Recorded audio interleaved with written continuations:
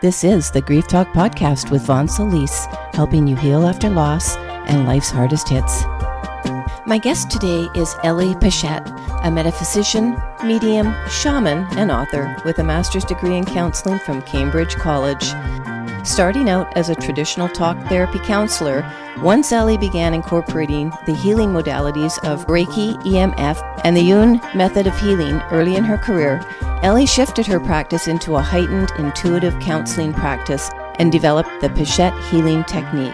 Now, with over 33 years' experience, Ellie helps clients shift their energy to dissolve emotional and physical issues including grief, PTSD, depression, anxiety, and chronic pain so that they can find freedom from their pain and live their best life. Ellie is also the author of Hitching a Ride, a guide to earthbound spirits and how they affect you. So welcome, audience. Today we are speaking with Ellie Pechet, and as you know from the introduction to Ellie, Ellie is a metaphysician, she is a shaman, she is a medium, she is an author. We are going to be talking about how Ellie does pull grief and other types of toxic energy. I'll just use the word toxic energy from her clients, deals with all sorts of issues as an energy healer. I'm assuming that's as a shaman as well, Ellie, but you're gonna fill me in on the way as we go. And all in the vein of helping you become free from toxic emotions, energy, and on your way to the life you really want to live, which I am absolutely all about. And so, Ellie, thank you for being here.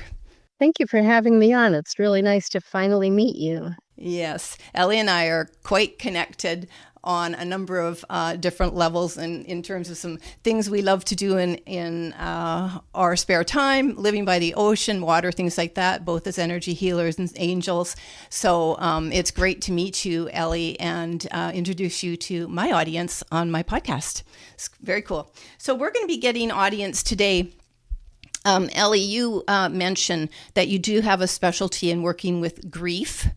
And today we're going to be talking about how you can help the bereaved really, well, as you say, you dissolve grief, you dissolve depression, you dissolve all sorts of energy, cognitive pain, physical, mental, emotional, that type of thing. So this is going to be a very interesting, conversation for those of you who either already do believe in this type of healing, and those of you who are curious, you're going to get to learn all about that today from Ellie explaining her unique technique that she developed.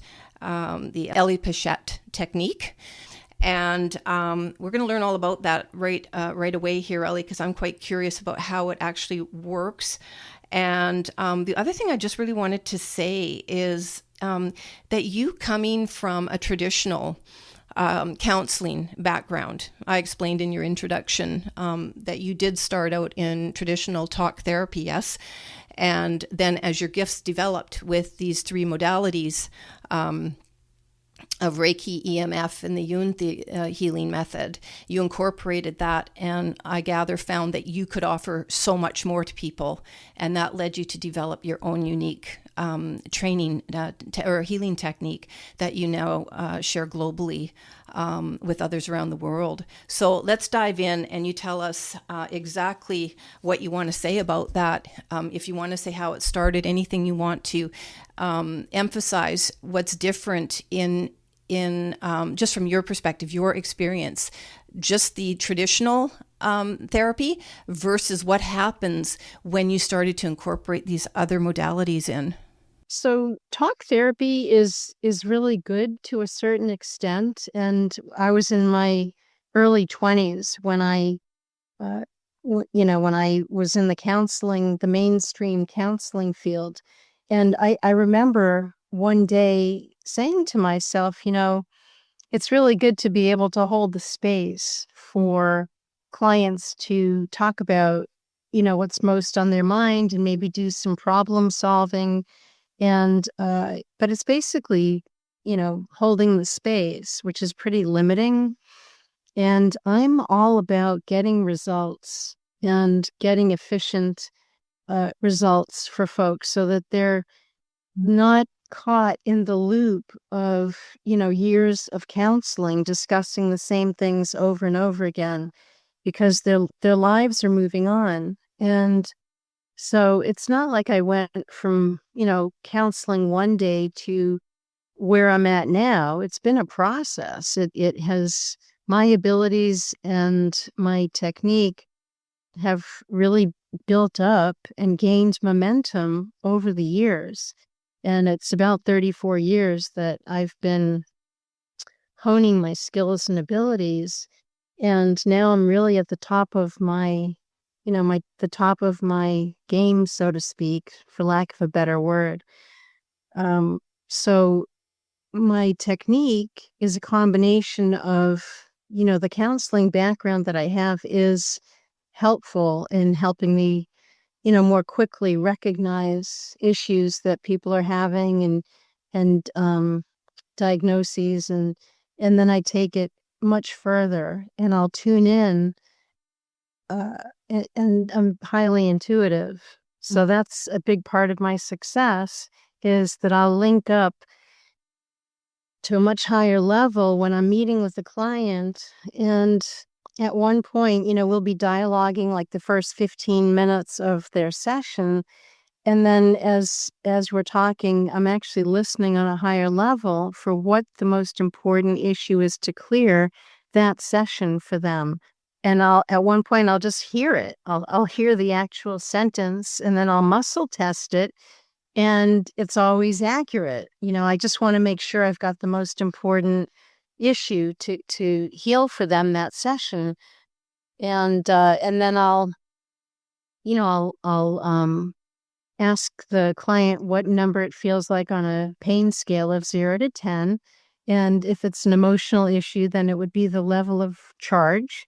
If it's a physical issue or condition that I'm helping them with, it'll be physical pain, the scale as far as their physical pain. And then, I balance them is the next step. I raise their vital life force. And then I have a really unique ability to, when I say clear, I'm able to actually dissolve the issue that has been intuited. And so I don't absorb it. It's not hanging out there. I literally dissolve it. So whether it's a virus, like it's all highly intuitive.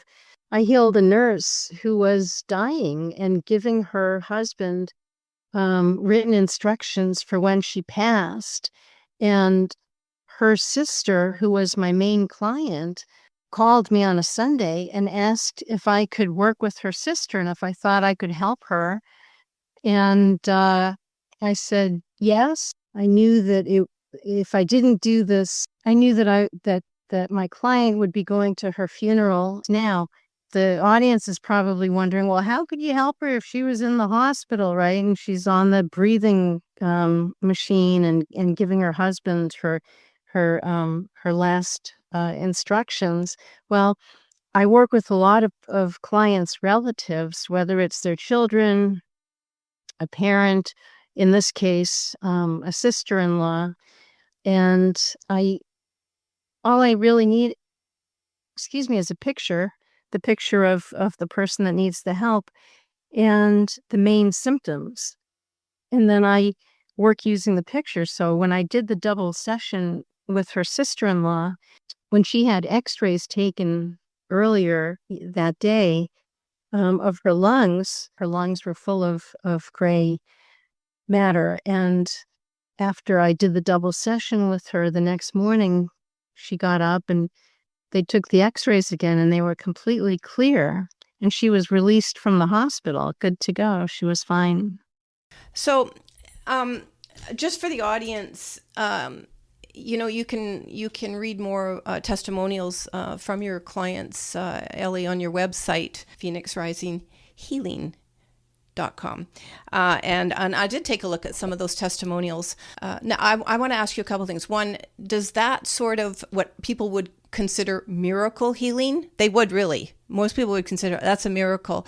Can you explain a little bit about that? Like why some people are gifted to be able to do these types of healing, yourself included, on others? Where does that come from? I would say that the healings that I do for my clients are miracle healings. And in fact, on my brochure of many years now, um, the at the top it says expect a miracle, and that's what I do for my clients. So in answer to your question about uh, healing and ability, everyone comes in with different abilities and different gifts. And I didn't go looking for this. I came in, I had an intention to fulfill my mission while I'm here this time around. And I've been a healer in many past lifetimes. And so I've honed those skills over lifetimes. And in this life, again, for the last few decades plus 34 years now, I've been once again honing my abilities and making my work as efficient and effective as possible. And I have highly developed intuitive skills and highly developed energetic healing skills. So when I work with my clients, I literally send the energy with my hand. I set the intention, I send the energy with my hand, and I have my whole technique, which is a process that I go through, and the energy goes in like a laser. A big part of why my technique is as successful as it is because a lot of most issues get stuck in the neural pathways, which are in the brain. And so like a old-fashioned record, which apparently they're coming back, if there's a little nick in the record, then the needle gets stuck and it just keeps going around and around. And it's no different, you know, when you think about our neural pathways. That's where traumas and depression, abandonment, loss, grief get stuck, is in the neural pathways. And it's I'm able to literally dissolve the issue in the neural pathway, and then I also and then I continue and dissolve it in the rest of the energy field, the 7 main chakras. And that's why it only takes one session per core emotional issue, is because well, actually, I clear it in this life, and then I clear it in any past lifetime. So I I literally dissolve the pattern that most issues that people come in with have been experienced in past lifetimes.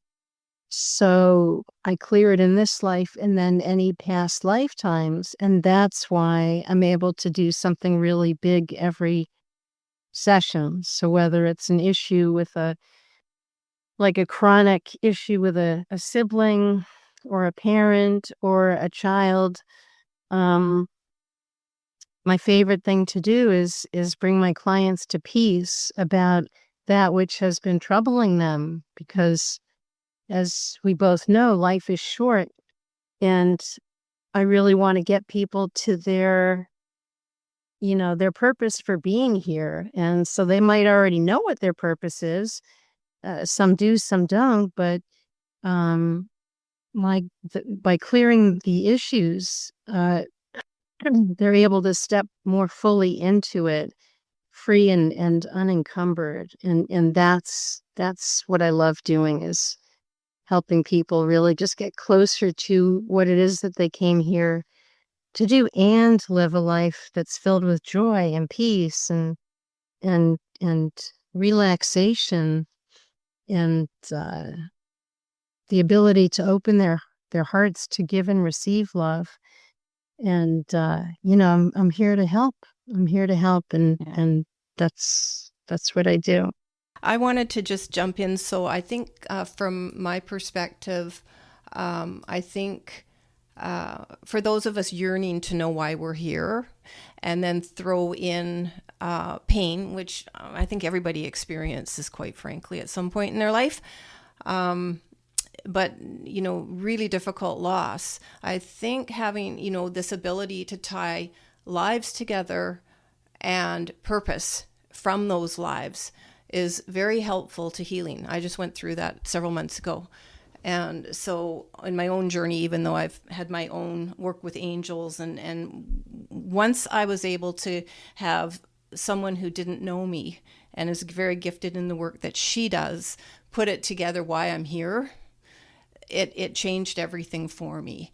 But I also think we need to be ready to receive sometimes the information and know what to do with it.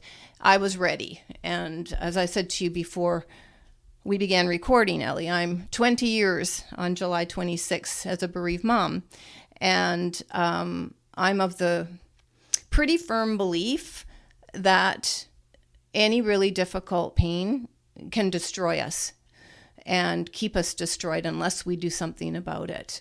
So my question to you is, do you believe that people need to, in order to reach out for help, for healing, that that they need to take, something is driving them to take that first step to want to be healed? Or, in other words, I think I'm asking, can healing be done for people who are resistant to it? Or have you ever encountered that? Well, let me ponder that for a moment. So that might be in a situation, for example, where a relative or a spouse or friend or somebody really wanted healing for a loved one, but they really aren't receptive to it. Have you ever had that kind of a request? So, do you always do you have to have the permission of the person you're healing to receive the healing? Well, that is a good question. The way that I navigate that, Vaughn, is I ask the higher self for permission, and the higher self always wants what's best for the person, right? I do agree. And a lot of times, um, you know, I just started working with a couple recently, and she's really on board. She's very, familiar with metaphysics and energy work, and very spiritual. And her boyfriend is, she has to kind of pull him along. He doesn't understand, the metaphysical world, and yet he's in a lot of pain. And I did his first session last week, and part of the confusion with him was that he had a lot of negative entities. And that's where the shaman branch of the work I do comes in. So if a person, and they're pretty common, I'd say a lot or most people have one or more negative energies that are influencing them, whether they're aware of it or not. And so that's always the first thing that needs to be done. Otherwise, the negative energies or entities will sabotage the work that I try to do with the person. So again, I'm always doing what is going to make my work as efficient as possible. So I might remove the entities in the first session, and then I'll recheck the second session. Again, if it's someone who's resistant or doesn't understand, or say it's a child who doesn't have the attention span, I'm working with their picture. And if they had entities in their first session, I'll check and make sure that they haven't picked up anything new, that there aren't any entities. And when they're clear, then I can start clearing the traumas or the grief or the depression. Someone reached out to me today whose 11-year-old is being bullied and thinking about, committing suicide. So I'm really eager to work with with her and her daughter, and get her daughter past that, definitely past that. So, and I'll do it. So basically, do you think that? Well, I want to turn to energy for just a little bit because I know there's a lot of people, or in my world. You live in your world. I'm in my world, and a lot of the work I used to do. I spent 10 years working as an angel healing practitioner, doing channeling. Yeah, doing channelings, and I gave it up in 2015, and for various reasons. But once you channel, you can channel, and work with all those entities, and so the divine, and as an aside, well, I do have the mediumship ability. I don't care for working in that. The energy's too low for me, so I don't like it, like just for me. And the other reason I didn't, I did study a little bit under James von Prague, and you're put to work and you just do it. And so it turned out I was pretty good. But for me, and also I felt that my bereavement had put me in such a state of vulnerability. I didn't want to open myself up to naughty little beings, should they come and harass me, which a couple times that happened. And so I stuck with the angelic realm, and I've worked with them every day ever since. So I just love that. I get what you're saying, and I know that. So, but my point is, I think there are a lot of people that want to be, as you said,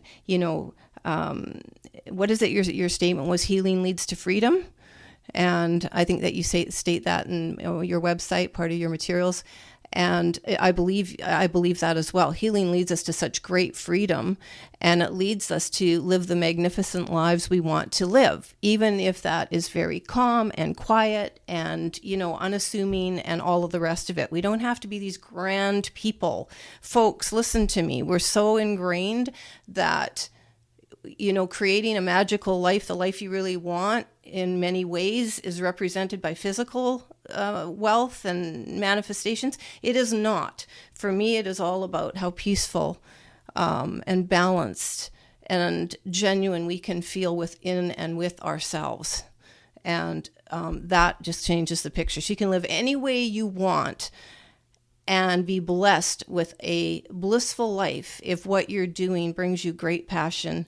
My new thing is I have to be excited by what I do with everything throughout my day, which might sound like a lot, but hey, if I'm excited to have that cup of tea, that's getting the senses going.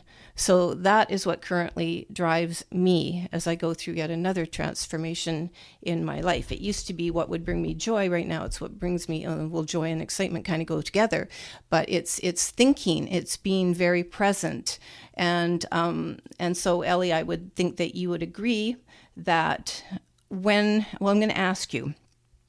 So I'm gonna go, and I'm gonna trust you can create miracle healings, and then probably more. I don't know how to say this, but perhaps other healings that take a little bit of time, right? So if I read on your in your materials correctly, some things take a little longer than one session to be perfectly healed, right? Do you want to speak to that a bit? Yeah, well, that's true for physical symptoms and conditions, because usually physical conditions are, kind of the result of, well, they'll start out emotional, right? So, for example, if someone has experienced heartache, through grief or some other type of loss with one or more people, then it's going to have an effect on the heart, and the effect starts out energetically, and then if it isn't uh, healed or really dealt with, that energy it'll manifest physically as a heart condition, Right. and so I work with that quite a bit. And another example is cancer doesn't just sort of happen out of thin air. Cancer is often, in my many years of experience, it's often the result of deeply held resentments toward one or more people, often, one parent, sometimes both parents. And, it's an anger and resentment that are not expressed, that are held within, that cause the cells to become cancer cells and eventually take over. So when I work with someone with cancer, that's always where I start, is the emotional issues that I intuit led to the development and the manifestation of cancer. And as I'm working with clients that are dealing with cancer, as I'm clearing the emotional issues that are connected to it, the cancer starts to actually really slow down and eventually back up, like it goes into regression.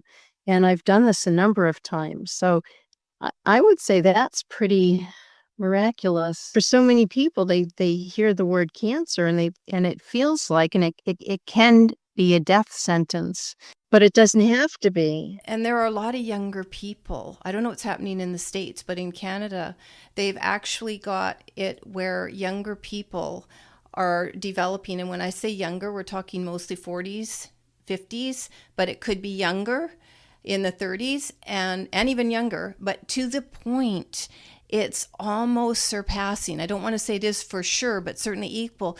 To the older generation, so where they've prepared and they have all of these, tests and the ability to treat cancer that they expect in an older population.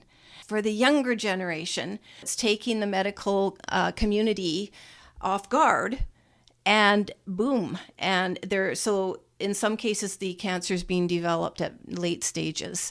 And so here's a question. Do you think that a person being diagnosed with anything, or even loss, because we're going to turn to that, that they have to have the will and the desire at even a very innate and sometimes subconscious level to want to be cured, healed, and nothing coming back? You mean so cured?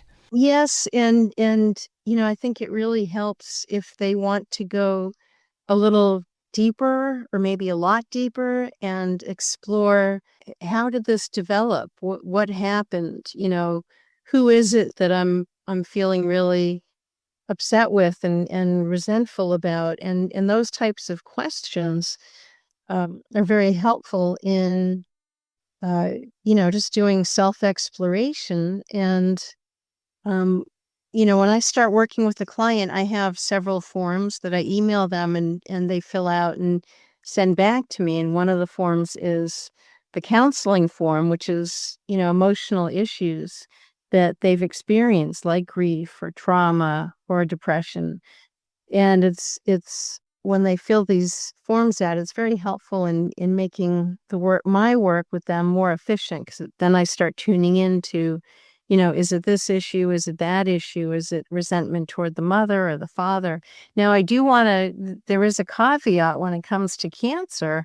Um, it depends what stage it's at when I start working with them. If it's really advanced and if it's metastasized, then I can help them come to peace, with their life. But I'm not necessarily, if it's beyond a certain point, um, I'm not necessarily able to heal that, but I can help them come to peace. But cancer, when someone gets a diagnosis of cancer, there's a window for them to really get the help that I can give if they want to heal it. And cancer doesn't wait. It keeps marching on. So if someone has cancer, the best thing is to, reach out and kind of nip it in the bud. And uh, I'm happy to do that. Yeah, I'm careful with what I talk about to any length of degree on a recorded episode, because there's many restrictions now that you can't talk about this and can't talk about that on YouTube and stuff like that. So I don't quite know what all the conditions are. So I'm always, when I frame things, I talk a little bit. I try to talk a little bit about things more in general. But having said that, I see all disease in my mind almost like just being balls of just wrapped up tangles and tangles of toxic energy. You want to speak to what disease really maybe looks like in your mind, what you see? Is it sort of universal across the board? Do some diseases have different types of energy? But ultimately, in answer to this, is it toxic energy? So does all disease and illness come from some kind of toxic energy within our bodies? I would say that the energy becomes toxic. But I think of it more in terms of, unresolved issues, either from a current situation or a past situation, or a number of past issues that are just building up in the body and in the energy field. And eventually the body says, I can't do this anymore. It's challenging enough just to, stay healthy. That's why I always start with clearing the emotional issues, because they drain the person emotionally and physically. And eventually it will catch up to them, or it often catches up to them. It's just what happens. Yeah, so I think what I'm trying to get at is, for the person who this might be just all new to them, and they don't even think of themselves as an energetic being. Hence, you'll have millions of people who get sick and are dealing strictly with the physical.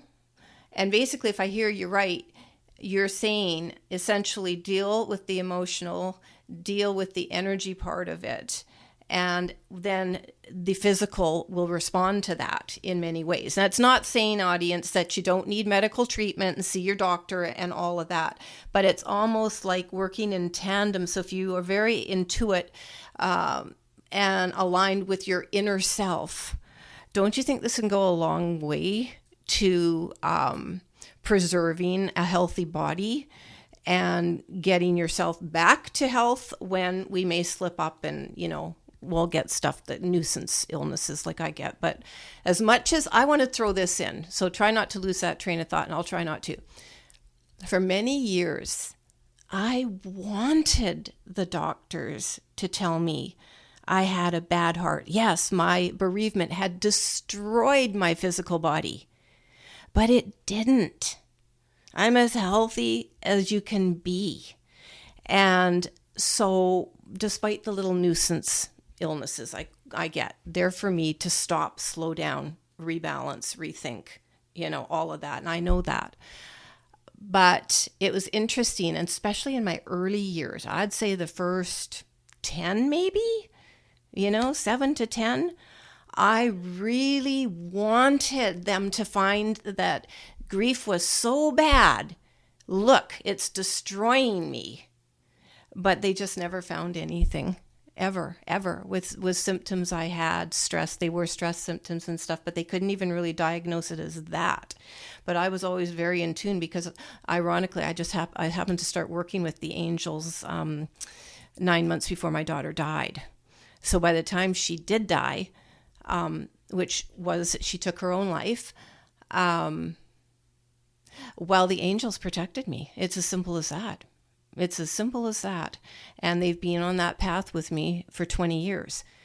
But understanding that a lot of people are probably, from my experience, right, aren't really in tune with their bodies that much. They're not really in tune with themselves as an energy field, although I think this is growing, and I think the younger generations are smarter than maybe I was in my younger years, even though I started this back in the 80s. Right? I think that the younger generations are much more in tune with themselves as energetic beings and a spiritual practice, and hopefully it's growing. And they seem pretty darn smart. And I have, yes, a millennial son. So I just know I'm around millennials. And you guys have it together, like pretty fast. Anyway, what's your take on that? Do you think that more people like that you have to, no, not have to, that it is of benefit to be sort of in tune with yourself as an energetic being to keep yourself healthy or healed from something? Absolutely. I mean, the more self-awareness we have, the more we can stay on top of things that come up, challenges that come up. And, you mentioned about wanting, at one point, wanting the doctors to say that, that that you had developed a heart condition. And I'm just wondering, were you wanting them to validate how much pain you had been in? And I'm also wondering if there was maybe some guilt there that you wanted them to validate your suffering for all that time about your daughter. Do you think? Well, I know that in the world of bereaved parents, it's a very lonely place to be. And there are millions of us out there, and that's the irony. We don't talk a lot about it. And of course, suicide is something that also is still very hush-hush. And there is an absolute shame associated with it. And yes, so I absolutely agree with you, but I didn't know it at the time. I just wanted some kind of physical proof that what I was going through mentally and emotionally surely could be seen in the physical. You see, that's my proof, because that's how we validate things in this culture. Right. We can see you have a problem if you can show it to me physically, how it's manifesting. You see? And so, but it took me years to understand that. Really. You got there. Mm-hmm. Mm-hmm. You don't need you matured to the point where you didn't need the validation of your pain because you were able to heal it. And that's so important. Mm-hmm.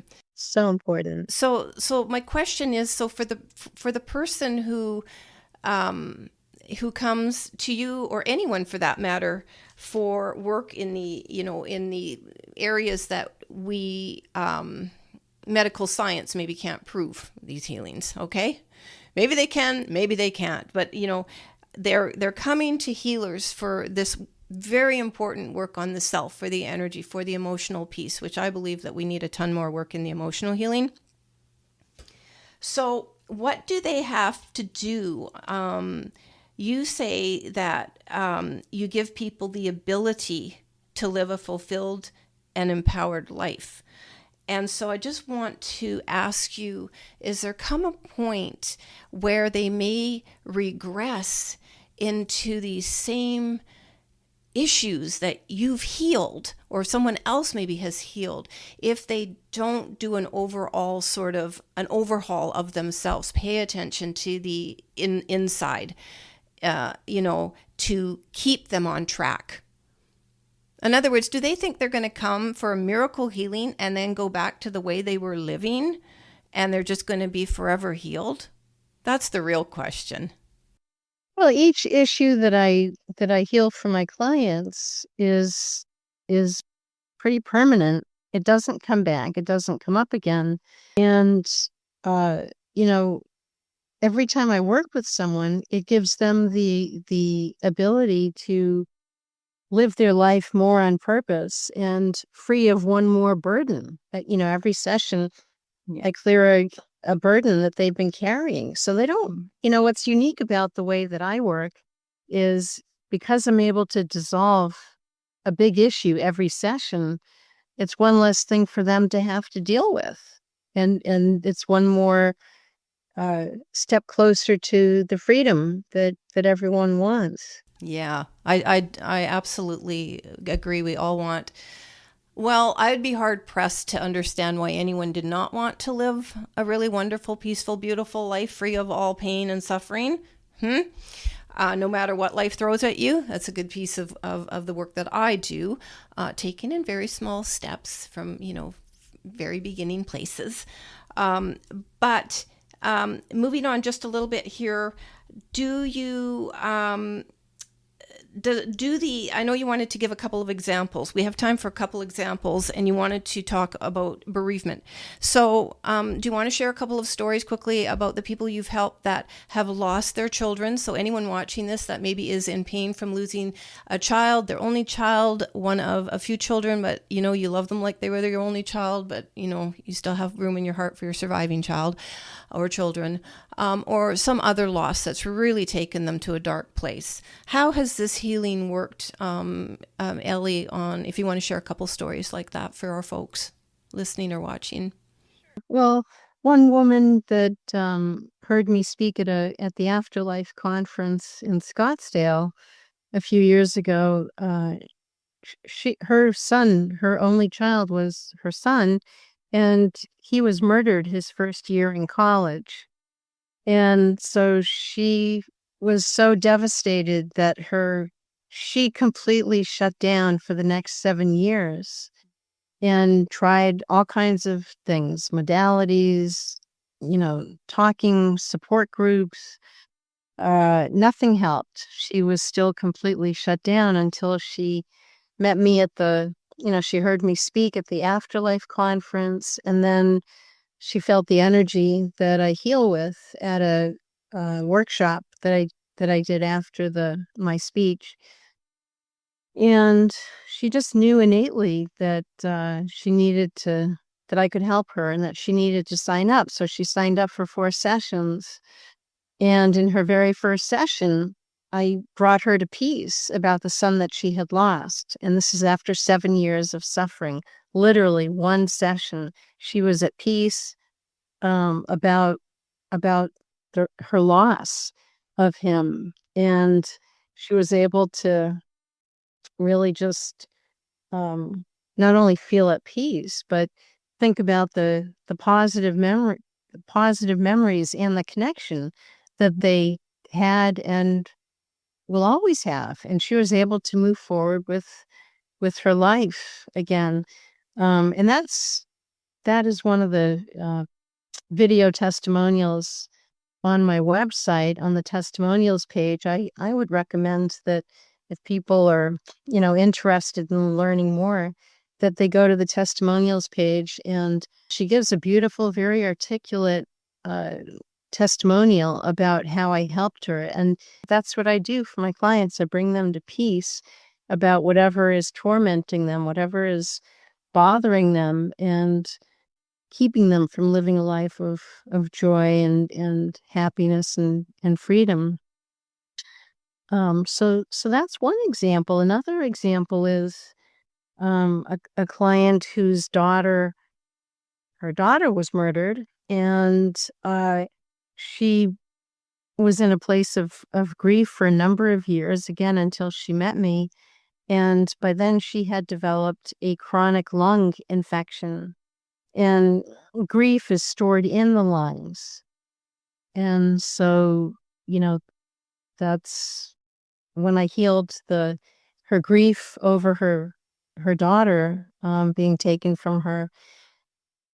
The lung infection actually cleared up by about 50% that session, and then in a subsequent session, I healed the rest of the lung infection. So that's the emotional connection to the physical manifestation of a lot of issues and symptoms.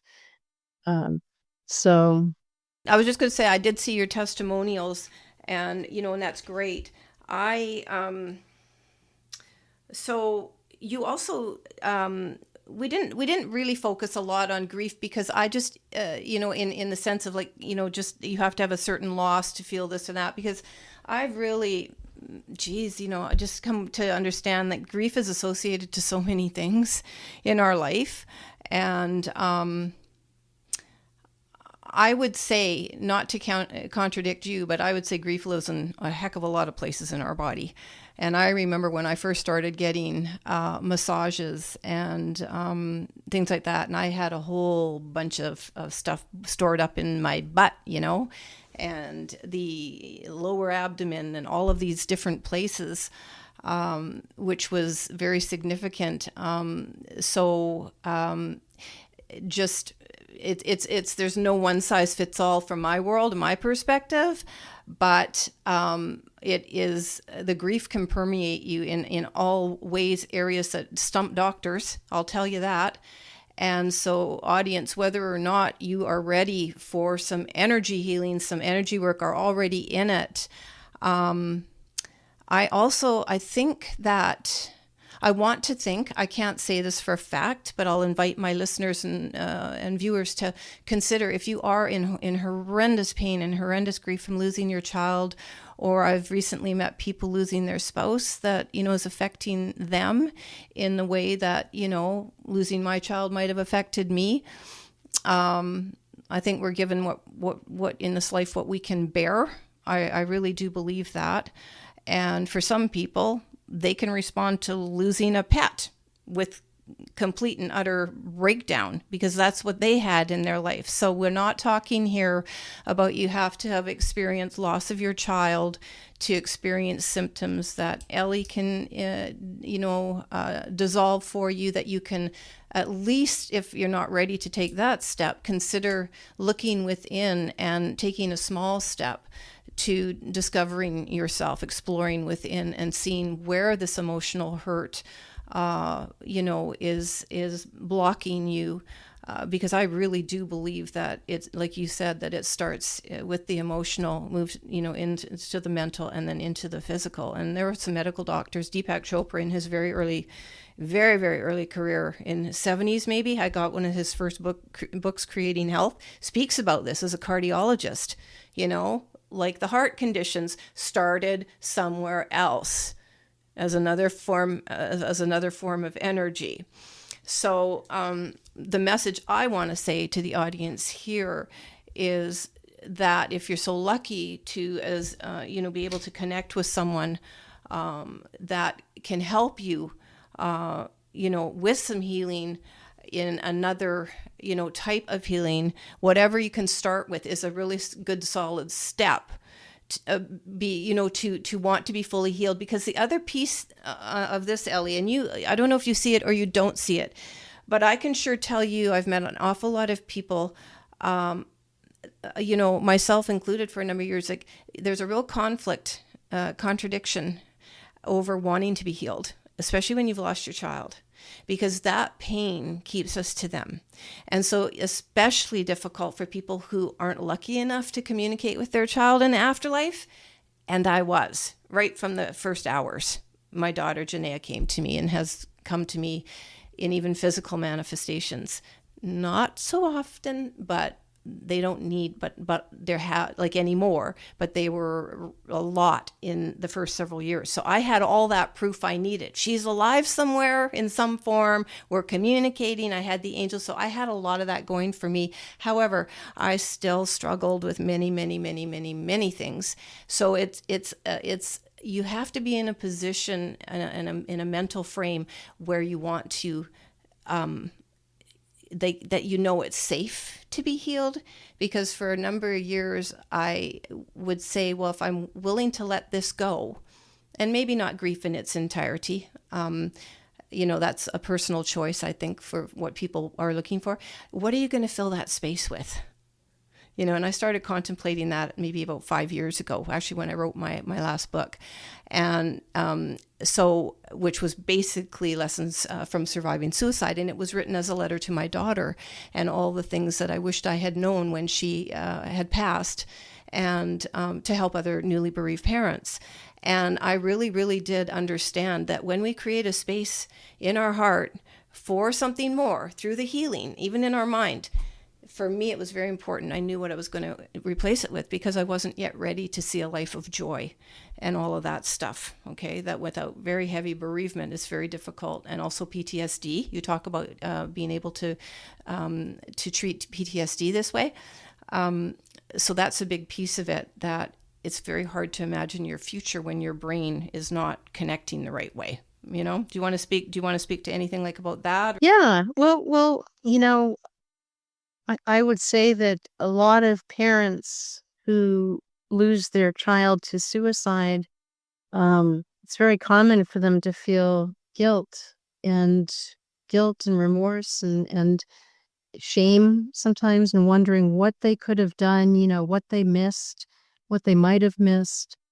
Uh, and so, when I'm working with a parent who has lost a child, um, we talk about it a little bit, and then I clear the guilt or the shame or whatever it is that they're experiencing, and again, literally dissolve it, so that every time I work with them. So the first session, I might heal their grief, and then the next session, if they have shame or guilt, whatever it is, regret about not being able to, you know, uh, be with their child physically as they, live the rest of their life.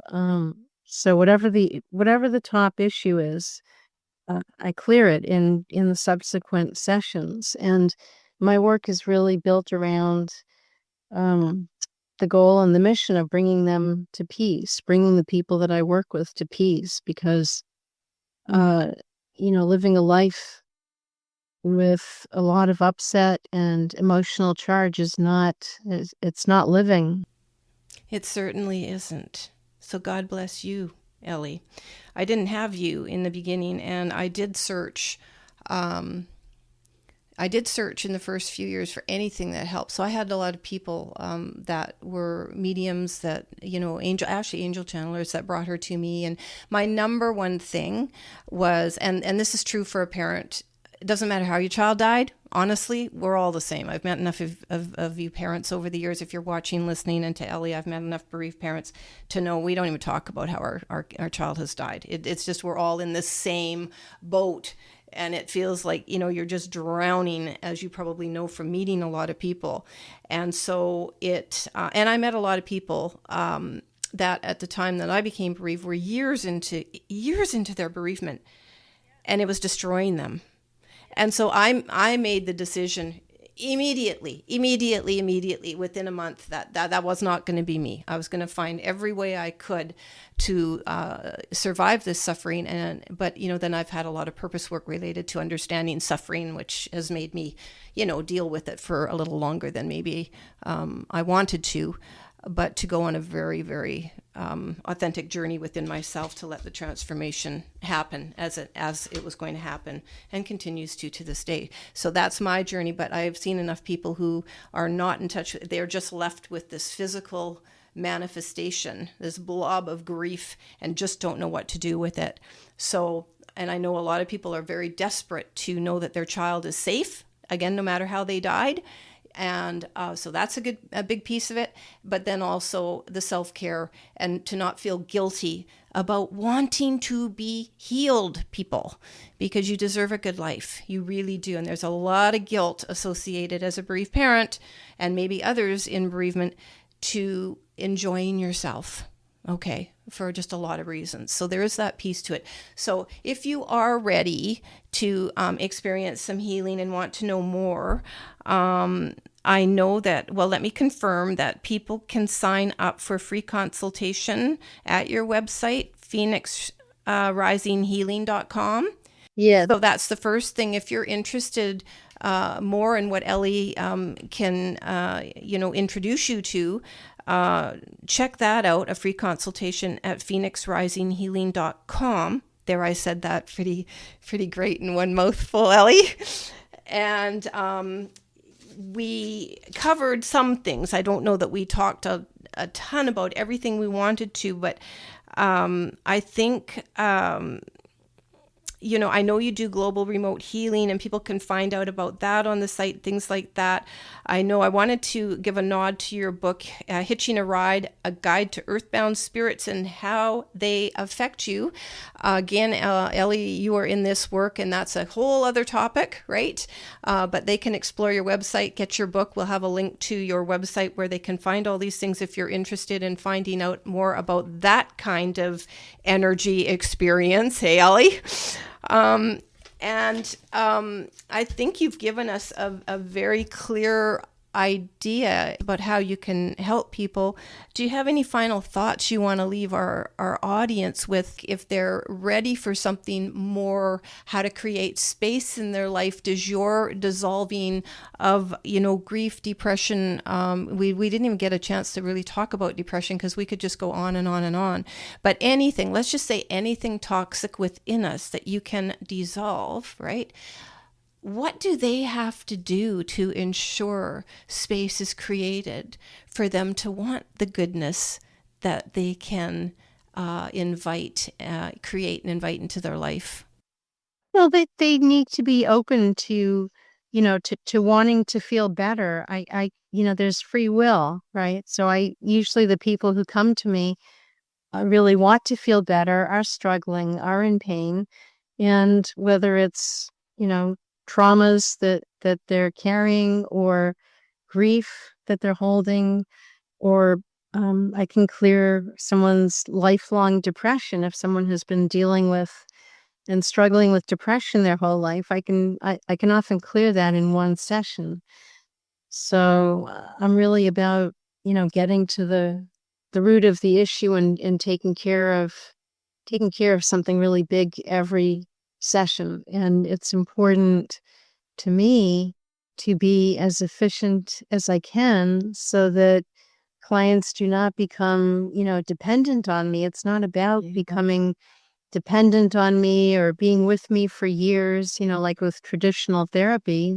A lot of therapists, they get on that hamster wheel and they just stay on the hamster wheel. I'm about clearing a core issue every session, and so that they can really start enjoying their life and their purpose for being here. And it's mostly to get them out of pain and feeling good again. So all they have to do is show up and be willing to feel better. And then I do the heavy lifting and take care of the issues. I love that. I saw like a door opening and just walk through the door. People, on a last note, I did want to ask you though, depression. And I've certainly, I haven't had that myself, but I certainly do know of people that struggle. Can you just share where you believe that depression comes from? Like you said, grief rests in our lungs. Well, what is depression doing to our bodies? And, you're right about people going for endless sessions to change meds and, do talk therapy and never get to the root of it. Do you even want to share where you believe depression stems from? As a physical disorder, yeah. Yeah, depression often comes from childhood issues, from feeling unwanted, from maybe actually being abandoned emotionally, sometimes physically also, not feeling worthy, having parents that, caused them to feel like they weren't that important. And, that's what I find, where I find depression often stems from is childhood issues and not feeling cherished as a child or loved or worthy or valuable. Wow. And so, yeah. Okay, so the reason that's just a nod to anybody watching here who is also struggling with depression. So anything really in closing, Ellie, I'm getting from our conversation that, I felt for years anyways, but for the newbies out there, the curious, that look within, start within. And, listen, if you get even a little bit curious about yourself, I think we just want to heal the things that are burdensome to us.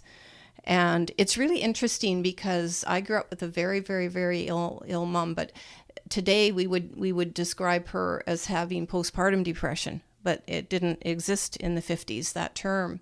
And she really, really struggled. So it created a lot of dysfunction, with many suicide attempts that she had when I was, to the age of 10. And so that wasn't the thing that ended up, creating the trauma in my life, right? You'd think it was, but it wasn't. It was when my daughter actually ended up taking her life that was it. And I did get PTSD, and learned how to manage it. Could I heal it? Sure. Do I want to? Not sure I want to do anything right now. So I'm just sitting with what I'm going through, because I'm so much better than I was. So I also want to offer hope to people out there. I don't think it's so much necessarily about the time that we're in grief, but I do know that the years, as they add up to how long we've had something we're living with as a traumatic experience, they do change as long as we do something with the experience. So I'm a firm believer in we get to choose what we want to do with our experience. And if we want to wallow in pain and suffering, we can do that.